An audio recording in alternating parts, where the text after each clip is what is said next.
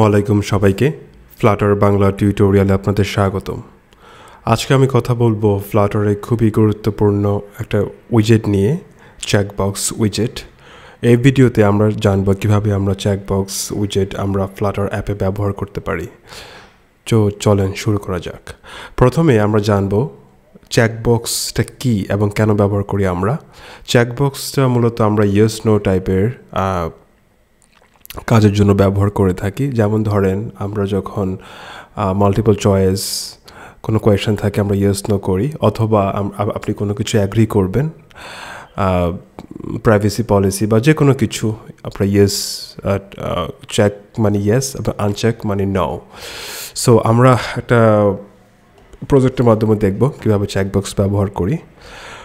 এখানে বডিতে সেন্টারের চাইল্ড হিসাবে আমি একটা চেকবক্স নিয়ে নিচ্ছি। এবার চেকবক্সের মধ্যে কিছু প্যারামিটার আছে। প্রথমে আমি দেখে নিচ্ছি কি দেখাচ্ছে, ভ্যালিউ। এই ভ্যালুটা হচ্ছে চেকবক্স কোন স্টেটে আছে, checked or unchecked, true or false, হ্যাঁ সেটা ইন্ডিকেট করে। সো আমরা একটা ভ্যারিয়েবল নিয়ে নিচ্ছি এখানে এই ট্রু ফলস স্টোর করার জন্য।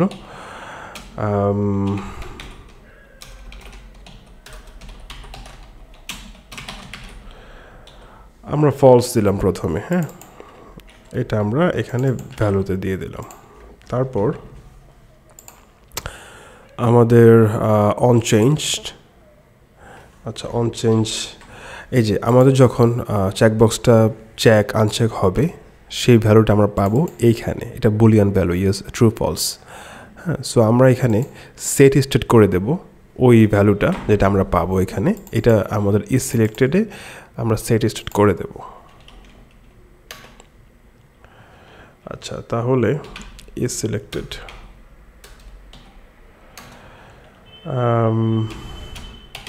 ভ্যালু, ঠিক আছে।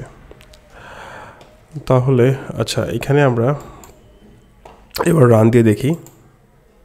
এই যে আমাদের চেকবক্সটা চলে আসছে স্ক্রিনে।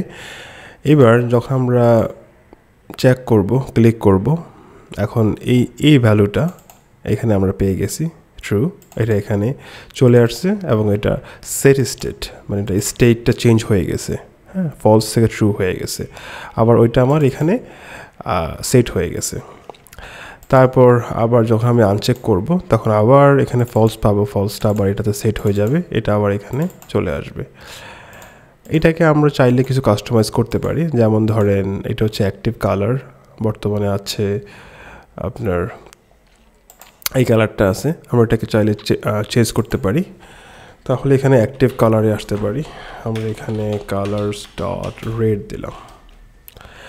এবার রান দিয়ে দেখি, এই দেখছেন এবার কিন্তু আমাদের রেড হয়ে গেছে অ্যাক্টিভ কালারটা। আচ্ছা তারপরে আমরা চাইলে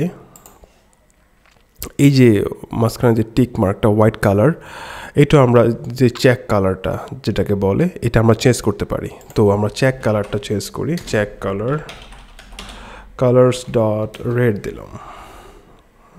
এবার এই দেখছেন চেক কালারটা টিক মার্কটা কিন্তু রেড হয়ে গেছে মাঝখানেরটা।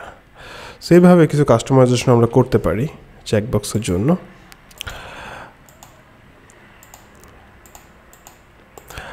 এই তো আপনারা এখন শিখে গেলেন কীভাবে চেকবক্স আপনাদের অ্যাপ্লিকেশনের মধ্যে ব্যবহার করবেন। এটা খুবই ইজি একটা উইজেট, খুব সিম্পল। আপনারা বাসায় প্র্যাকটিস করবেন, যত বেশি প্র্যাকটিস করবেন তত বেশি শিখবেন। আমার ভিডিওতে অবশ্যই কমেন্ট করে জানাবেন আপনাদের মতামত। আপনাদের মতামত আমাকে অনেক অনুপ্রেরণা দেয় ভিডিও মেক করার জন্য। আপনাদের যদি কোনো পছন্দের টপিক থেকে থাকে আমাকে অবশ্যই কমেন্ট করে জানাবেন, আমি সেই টপিকের উপরে ভিডিও মেক করব।